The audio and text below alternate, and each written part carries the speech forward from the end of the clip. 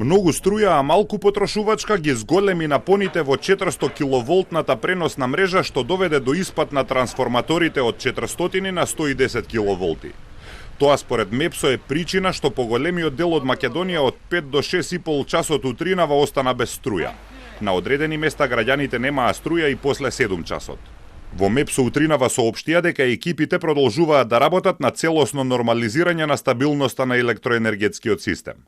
Во државната преносна компанија велат дека проблемот се јавува во сите земји од регионот на пролет и на есен, кога не се троши струја ни за ладење ни за греење.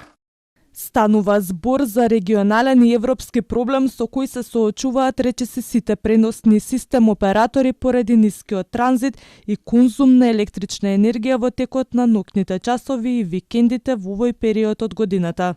Во МЕПСО велат дека се координираат со преносните системи од земјите во регионот за да обезбедат стабилност на системот и оди реализираат нови инвестиции во тесна соработка со соседните преносни системи. Професор Константин Димитров вели дека македонскиот преносен систем веројатно сакал да му помогне на друг систем кој што имал потреба од струја, што е добро. Ако е висок напонот, ќе намалат производство во термоцентрали или во хидроцентрали. Ако е низок напонот, тоест има голема потрошувачка на енергија, ќе исклучат некои потрошувачи.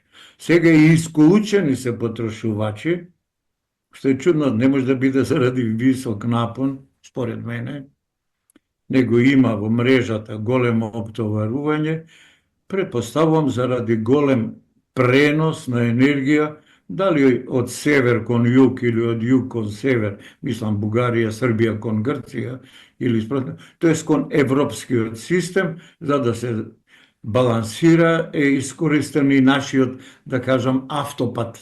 Просечната старост на електропреносната мрежа во Македонија е над 40 години и се потребни инвестиции во обнова и проширување. Телма веќе објави дека за време на великденските празници македонскиот преносен систем бил пред колапс поради вишок на струја кој се јавил од производство на фотоцентралите во државава. Количините немало каде да се пласираат поради намалената потрошувачка, па донеле вонредна одлука да исклучат неколку соларни централи од мрежа за да не ја преоптоварат.